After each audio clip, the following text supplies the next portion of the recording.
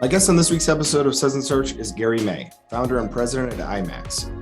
Gary is a veteran automotive digital marketer and one of the most popular conference presenters in the industry.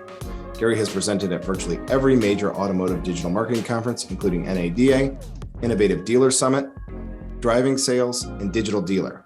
Gary is a tough guy to put into a box. He's not specifically only an SEO or only a PPC marketer. He's got a lot of skills. He understands the pain points for auto dealers and is able to use his skills to help with whatever issue they are having. One of the biggest issues that Gary has noticed is the inaccuracy of measuring the data that dealerships collect. Gary is on a quest to improve the ways dealerships measure their campaigns and increase ROI simply by measuring programs correctly. This has been a crazy couple of years for automotive digital marketers. First, we had the COVID pandemic, and then a chip shortage led to inventory shortages at dealerships across the country. Gary's a perfect guest to talk about all the craziness in the automotive digital marketing world. Grab something cold to drink and join me for a conversation with Gary May. We'll talk about holding digital marketing vendors accountable.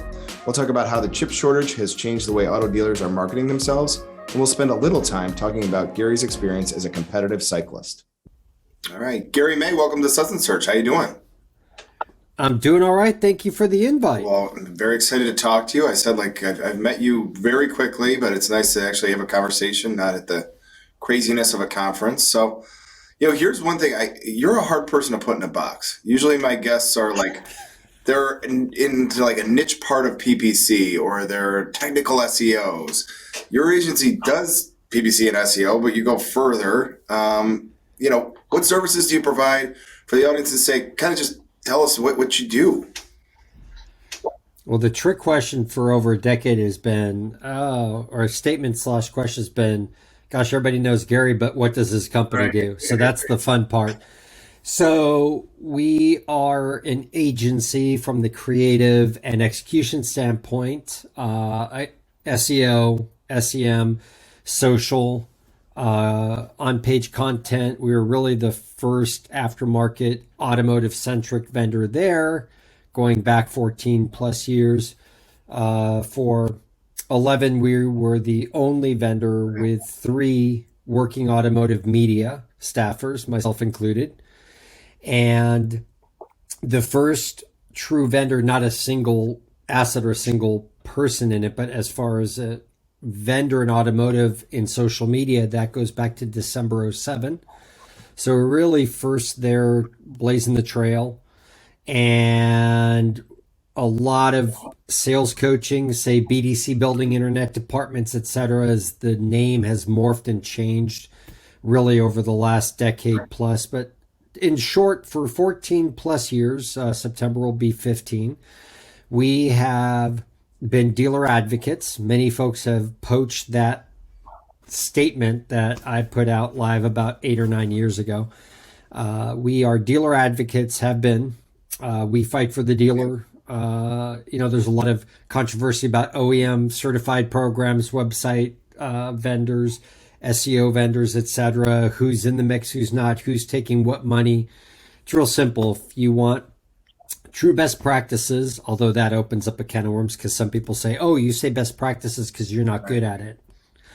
We've got a track record for doing everything digital automotive for the last 14 plus years. Awesome. Yeah, I think that is, I guess maybe that is the niche, is that you've been in auto. That's a long time. 14 plus years to be in digital in anything is a long time. I wonder, as you think about your career, you've seen some dealerships that have flourished and have really done well. You've probably seen some that have struggled and even fizzled out. And I'm not talking because they were just horribly run. Maybe they just didn't market themselves well.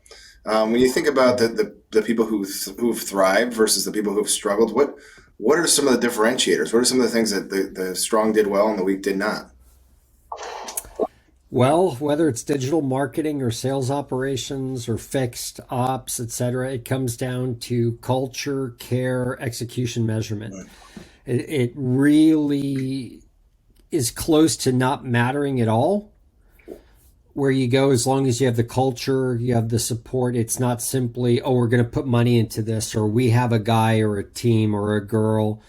That really is what it comes down to. So our most successful clients, if you split up the bucket into agency services, creative, graphics, content, SEO, SEM, social, anything to do with content and creation, and then the tactical, intangible human element of coaching, teaching people analytics, going back over a decade, etc. If you put those into two buckets, it comes down to number one, who bought in the dealership. And depending how people see dealerships, either executive, dealer, team, and up if they're a support mechanism, or owner down, depending on their mentality. But so that's the first distinguishing factor and facet. And number two, we tend to attract and therefore work with those dealers who are second, third, fourth, fifth, sixth place, not usually the number one. They're that just under, they're fighting the big behemoth, and when they subscribe to it culturally and accountability wise, it tends to have more throughput. So we want that scrapper who's already in digital that wants to go to the same level, no different than Search Labs, that really wants to fight for a better rung. That's not in last place. It isn't saying in 2022, we're going to put our toe into the water and see if this digital fad works. So that's really it. Now, the next facet, when you break those apart, put those back together, comes down to who cannot fundamentally have the wool pulled over their eyes, is really who can go into the weeds, connect the dots, and really understand where they're at, where they're not, and where they want to be. So, no, I think that's very well said. Going back to your first answer, I heard you use the term dealer advocate. I'm thinking right away about all the different vendors that car dealers have, including Search Lab being one of them. Full transparency. So I'm relatively new to the automotive world. Like 2 years ago, we got together with Greg, and I've been fully, deep into the automotive industry ever since. But one of the things that would surprise, I think, outsiders is the sheer number of vendors and the sheer number of, let's just be honest about it, the sheer number of bad vendors, the people who aren't doing a great job. I think this is a good lesson in any walk of life, whether you're in automotive or somebody who's listening who's in a totally different industry. What are some red flags? You are a dealer advocate. You probably know everything about these vendors. You probably have studied different vendors over time. What are some red flags you've seen that would be like suspect about working with a vendor? So number one, and this it goes into tricky areas because you have to know what those components are first, and then that they are reporting, and then that they are accountable and stay in that measurement. So number one is everything you do needs to be tracked. And this is not a point made about pure attribution, because there's a lot of different conversations around the accuracy, how Google Analytics measures Data Studio, now GA4. It really comes down to discerning between a dashboard, which can, anytime we hear dashboard, it fundamentally means to me and my team, the data could be manipulated if it can't be validated by any independent third party. So number one is everything must be tracked, and that's tagged, UTM'd, whatever the throughput is to accountability. Step number one, work with companies that will be willing to track and report the way that you want it done and that you want to track it. Okay, so that's number one.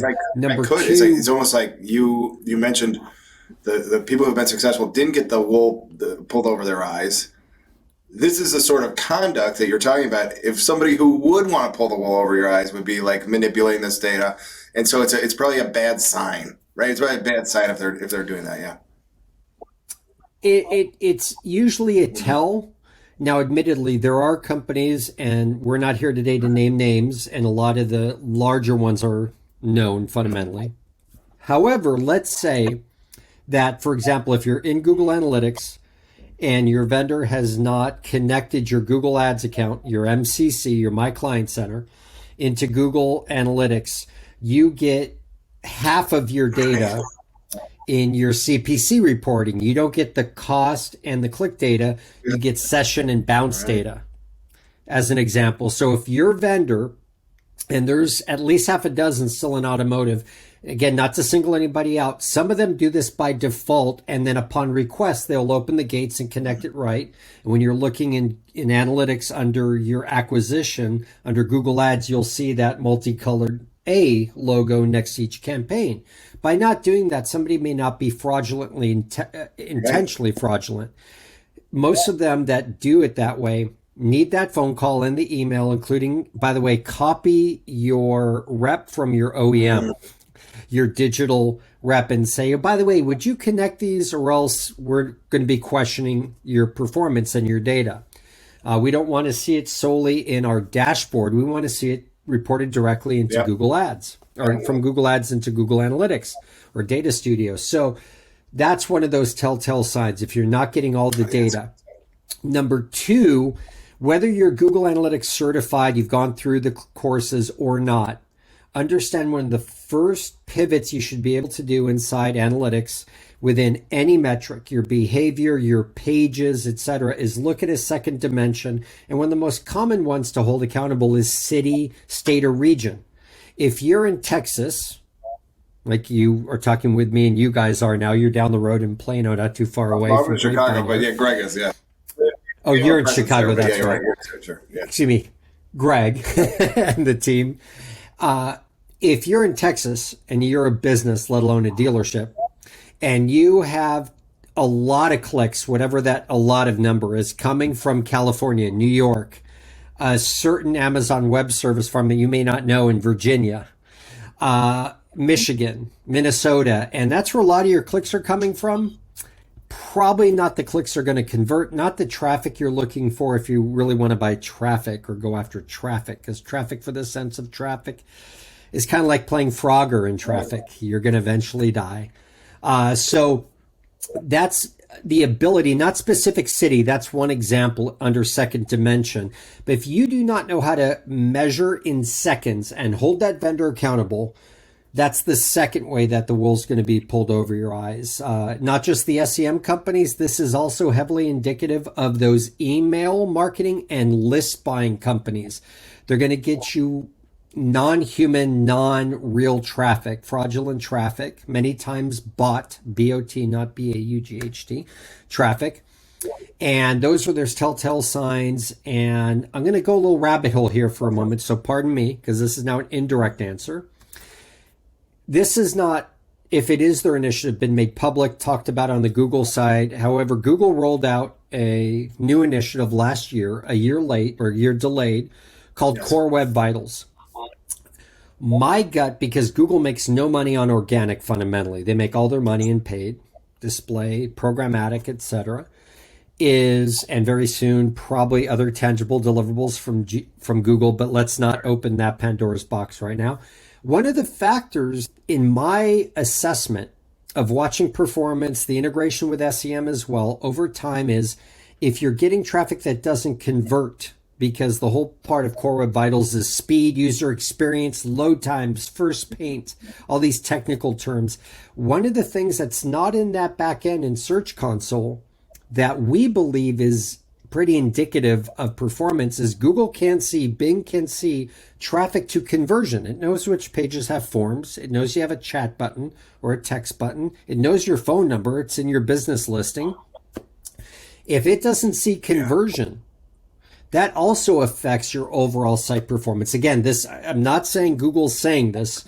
However, we believe it is a factor. So all those things from a traffic sense, if they're really not going to convert, if they're 1,000 miles away, that's a black eye on your website and your marketing. So again, a little rabbit hole there. However, we've been telling dealerships and some of our non-automotive business that for around about a year. I think there's something I'm picking up with you, which is you are, this is actually not your first video with Searchlight. You've been on with Greg before. I went back and watched that. You give helpful tips at all these conferences.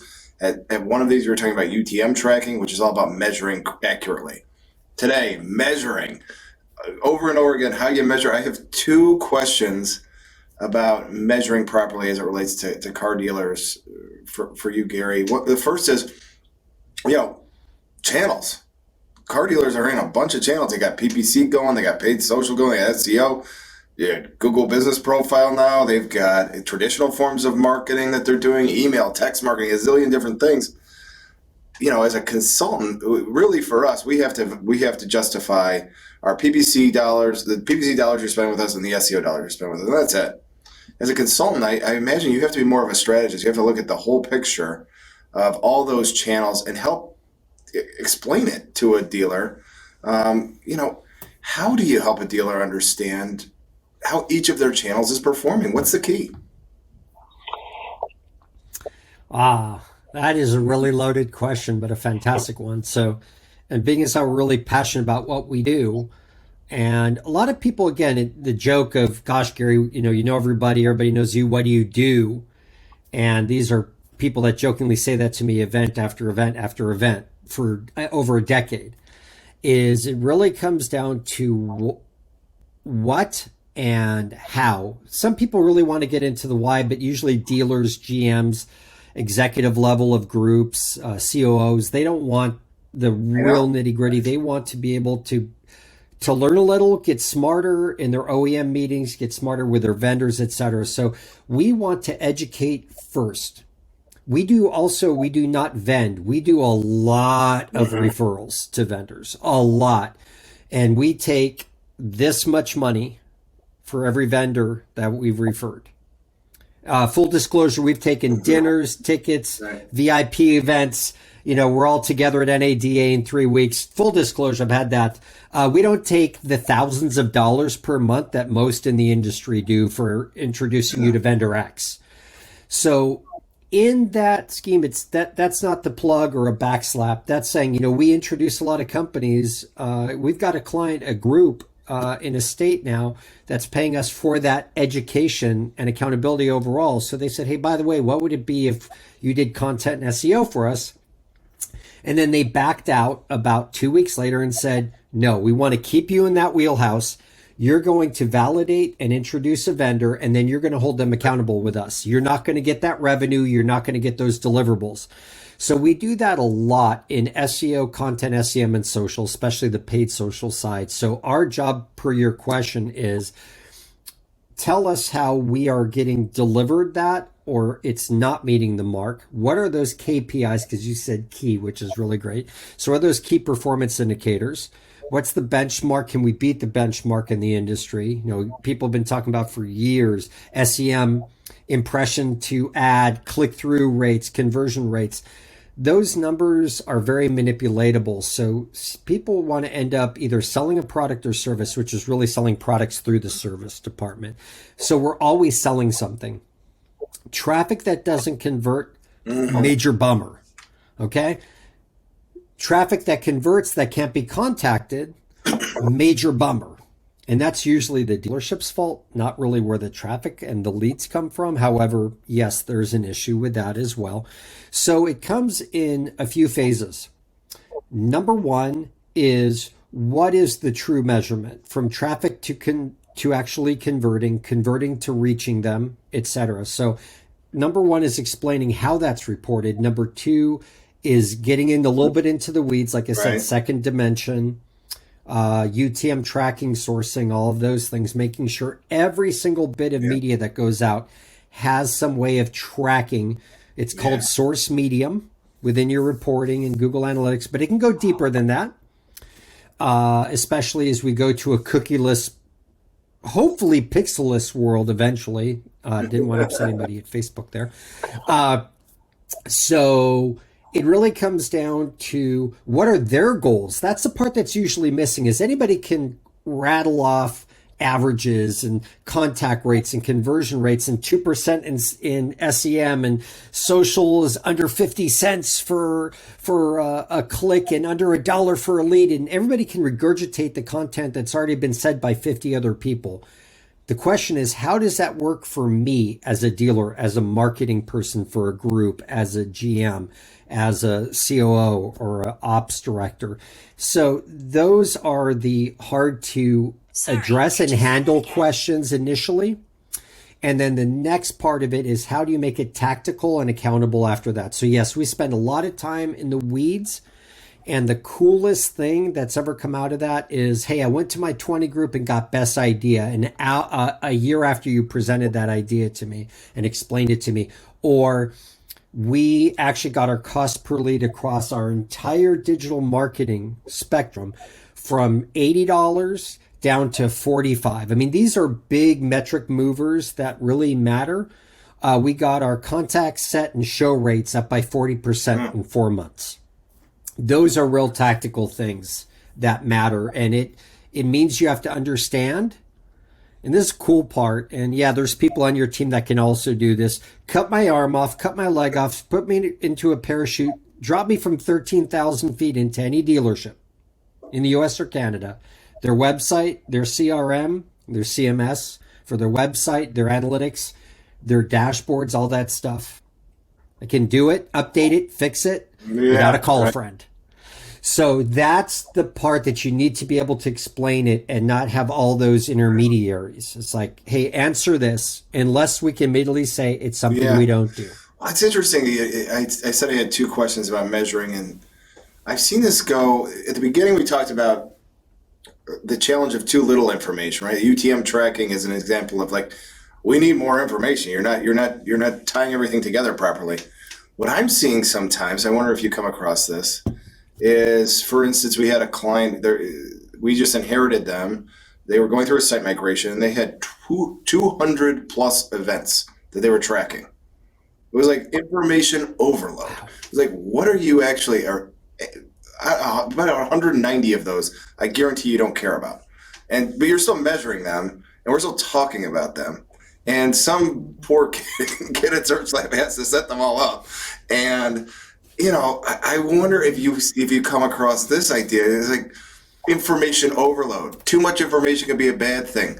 Paralysis by analysis. Like, do you ever come across this problem where there's just, we can measure everything, but we could, at a certain point, this becomes counterproductive, right?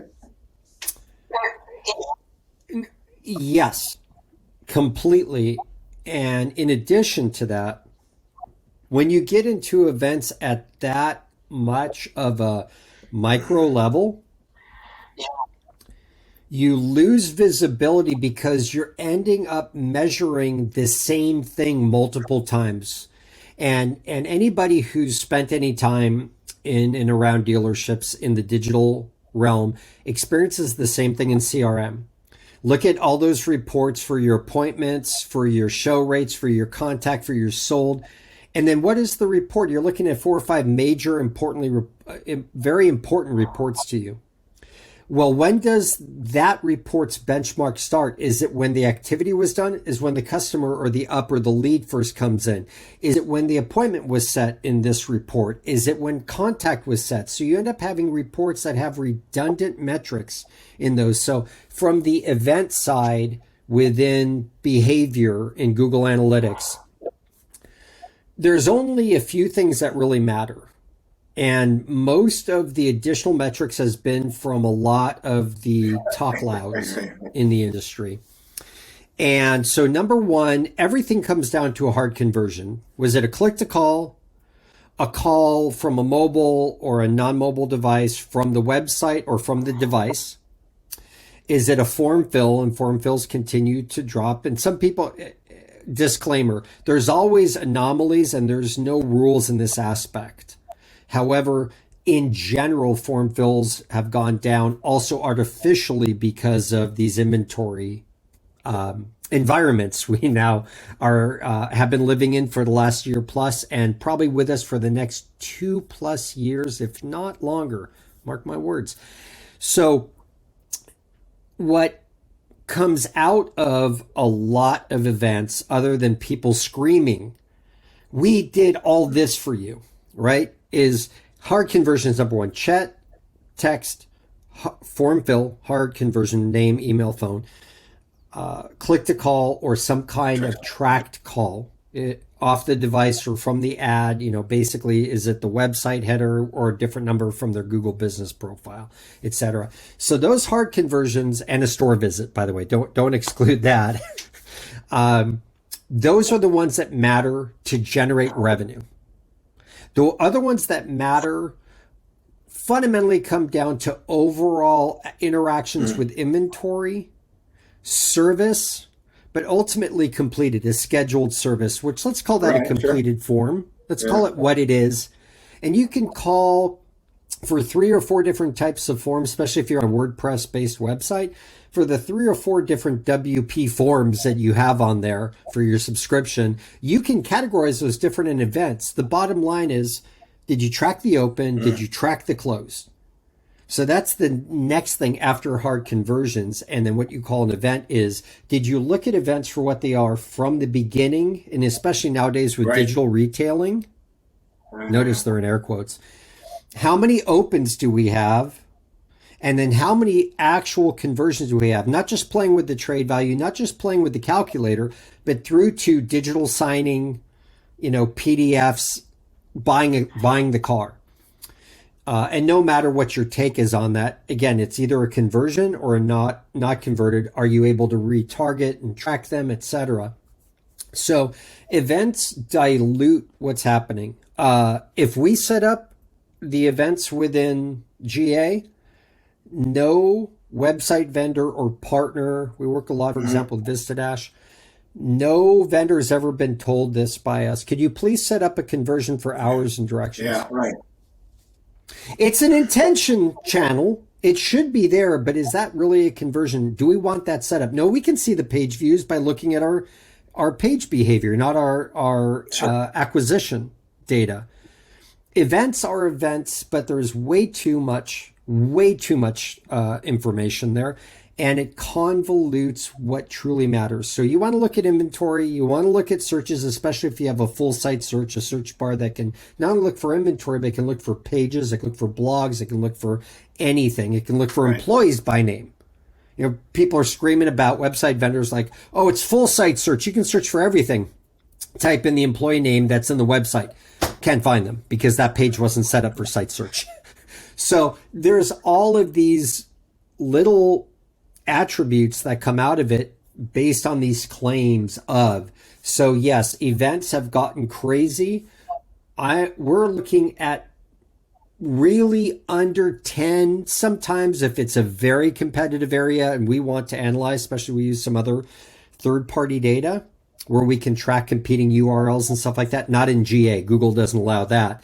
However, we use estimating software based on their APIs and stuff like that. So we want to be able to maybe get up to 15 in some assets, but 50, 60, 70 events more. I mean, you're just, you want to be shooting fish in a barrel, but what you're doing is you're just putting holes in the barrel. You're not getting the fish. It. All right. Well, listen, Gary, I got to make a quick turn here.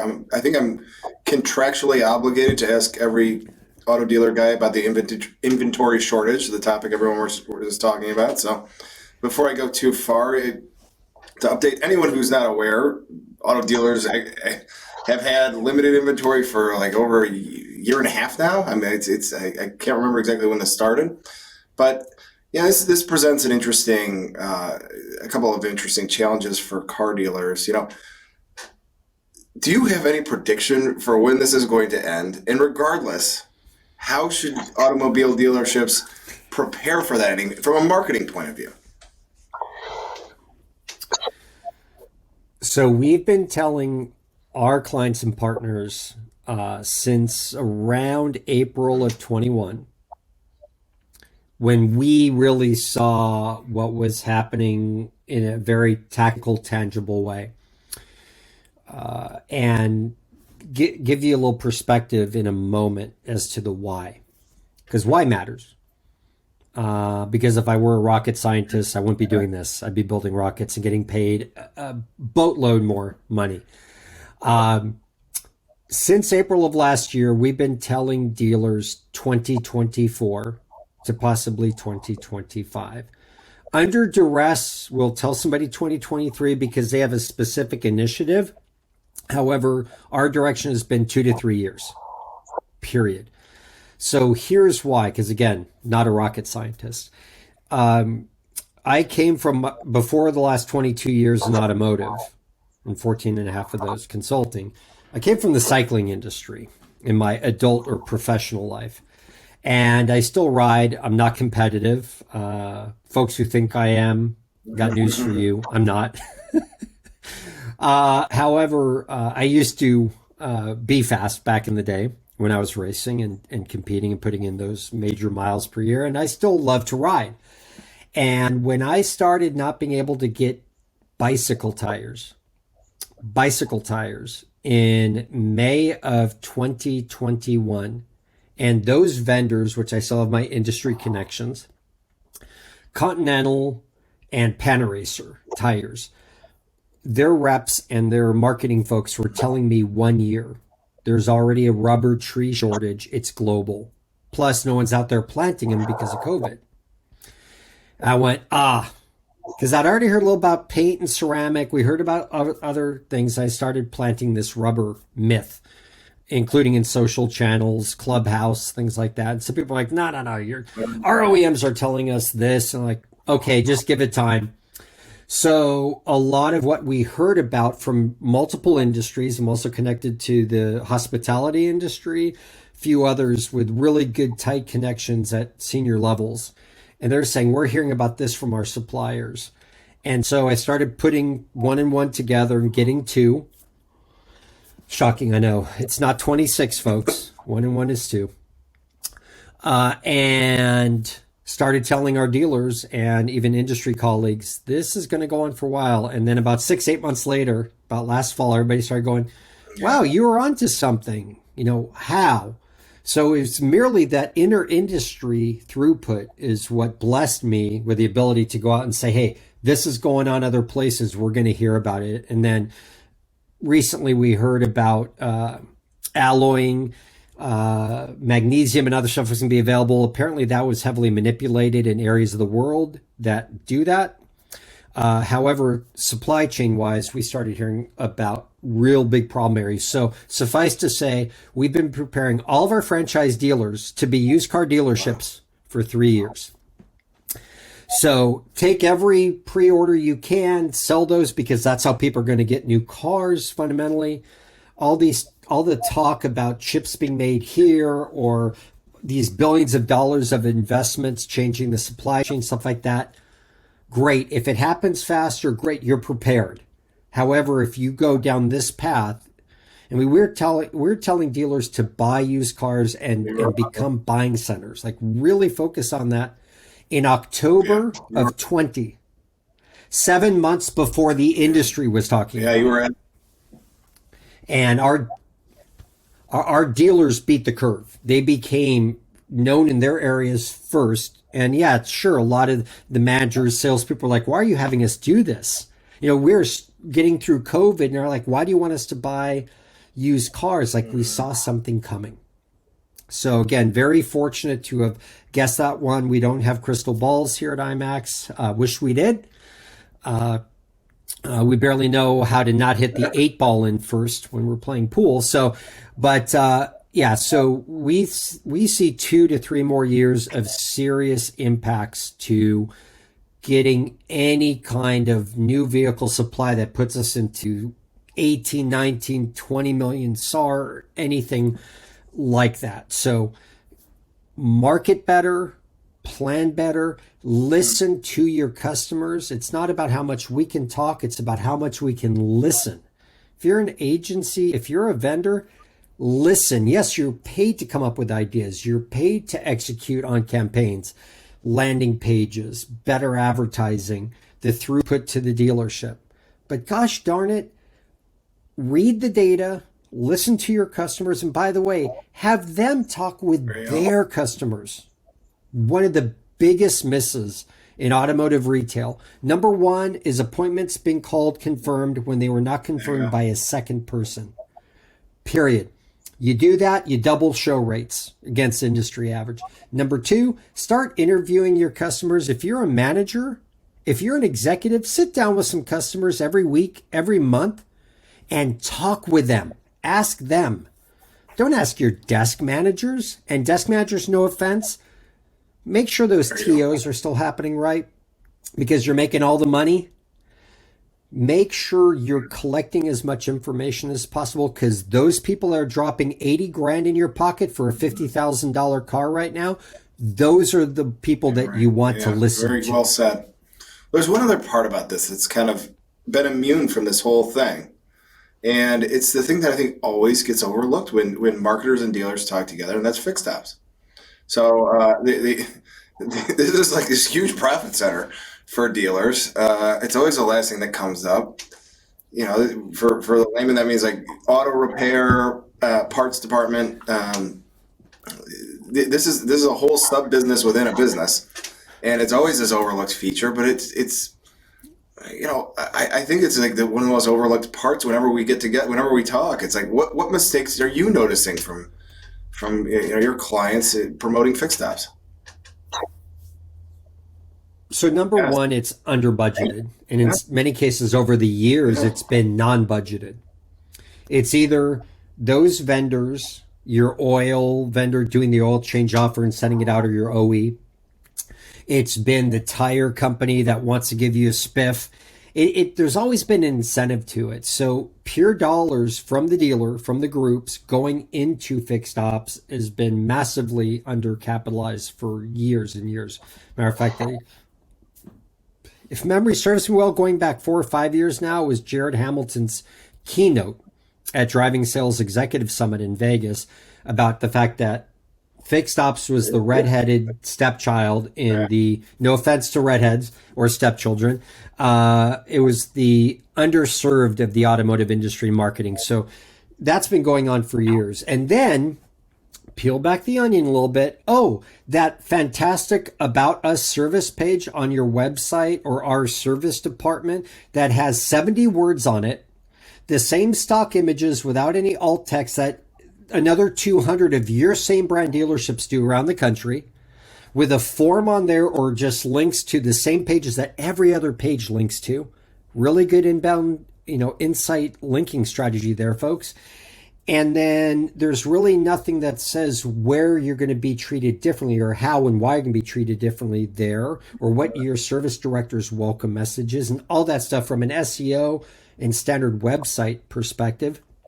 And then if there was any fixed ops paid, it was miserably run, not the right landing pages for the ad to serve real well and give you a nice, relatively aggressive or lowering your CPL all the time. And did it match what the service department really needed? Oh, we're advertising oil changes? Yeah, we've got a 3-week backup. And so same with our alignment. Our alignment, we could do a walk-up in about 2 weeks. But our transmission guy isn't as busy. We got 3 transmission bays and we only have a week and a half of work. How about drumming that up? And our, this tech, this bay, even with the service penetration rates being really high, there's still holes. And it's not matched from the intent and especially the higher ROI parts of the service department into where the advertising goes. And being as how most of that stuff is also co-op, or turnkey with the OEM, it's not targeted properly. So that's a massive miss. And a lot of SEM, even more than variable ops, fixed ops, is because the ad does not match the landing page. You go to the landing page, the offer is not there. So whether or not you're even in legal compliance for your state AG, oops, did I say that out loud? You're also not a good customer user experience. UI, UX is off. So it's been a big black hole. And those who are doing it well can attribute to the fact that it's done well. However, the argument in the last 9 to 12 months has been, hey, we can't take another car in service. So when you don't have any new cars, why are you still spending 10 grand a month in new car campaigns? You're preaching the good news there, sir. I agree with you 100% on fixed ops. All right, a couple of things to wrap up before I let you go. You've been generous with your time. So we're filming this. We're almost at NAD. What are we, a few weeks out? 2.5 weeks out, something like that? So by far the biggest conference in auto. I understand you have a speech titled Digital Presence in Your Market. What are you going to be talking about? Kind of tease this speech for me a little bit. Gotcha. So the session, which is what they call a workshop, which in my assessment means as a workshop, you bring your laptop, bring your tablet, logged into all your Google properties, your website dashboard, all that, and you're going to learn about those initial benchmarks and measurement. You're going to learn about setting up everything properly from your Google business profile to how to create, whether or not you're the one who does it. You're going to want to know how to set up a UTM code. By the way, it takes about 45 seconds to set up one and someone to a vendor. They do not have to have access to your Google Analytics. No vendor has to have access, not even read access.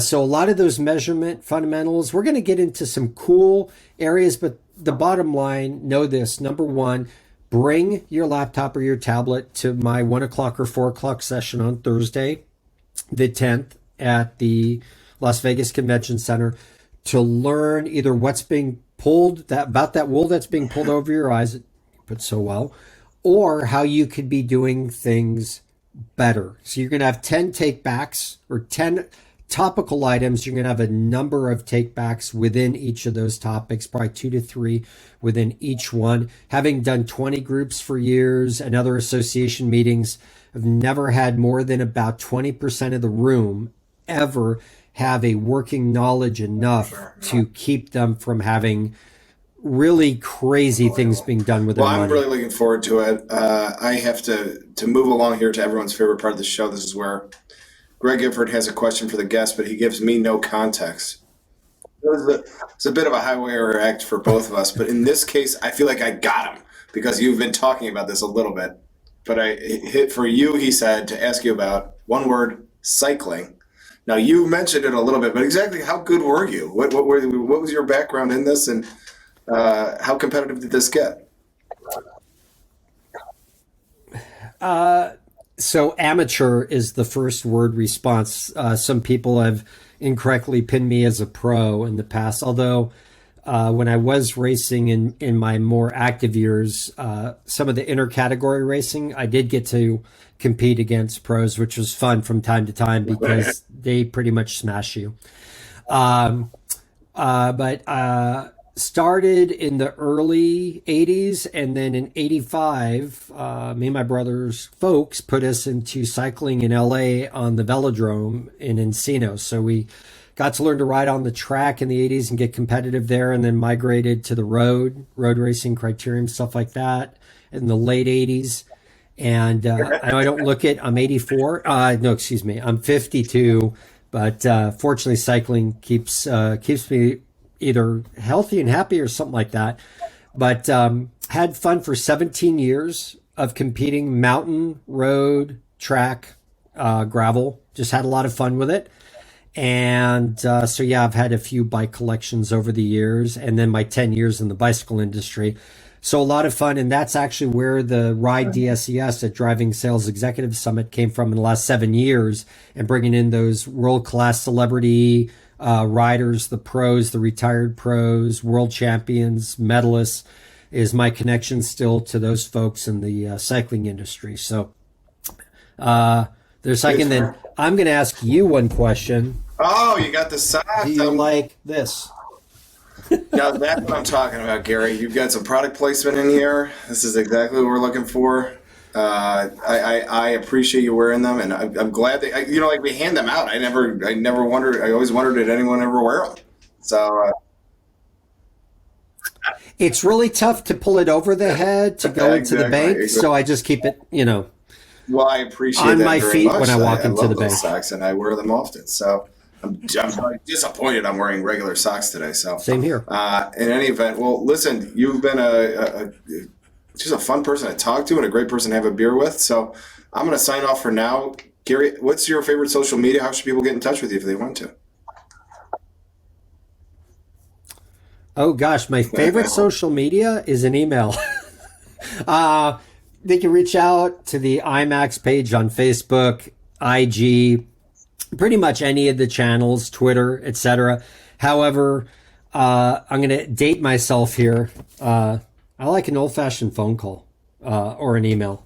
To me, it is relationship, it is understanding, and I'd be a hypocrite to just take a post or something like that to reach out. If part of my talk is about listening, I better do that. So I'd rather listen to somebody on the phone or face to face, actually. So NADA is great for that. Excited about what was given to me Tuesday by Cameron at NADA. Registration is nearly to 2020 level, which was an all-time record for domestic dealers. International is still a little slow with everything happening around the globe, but they said they're nearly at 2020 reg level. So I'm really excited to see a lot of people out in Vegas. So yeah, Let's do it. Let's hang out again maybe there. that's it in a And nutshell. for now, I'm going to sign off, give you a virtual cheers, and we'll be back next week for another episode of Suds Search. Thanks, Gary.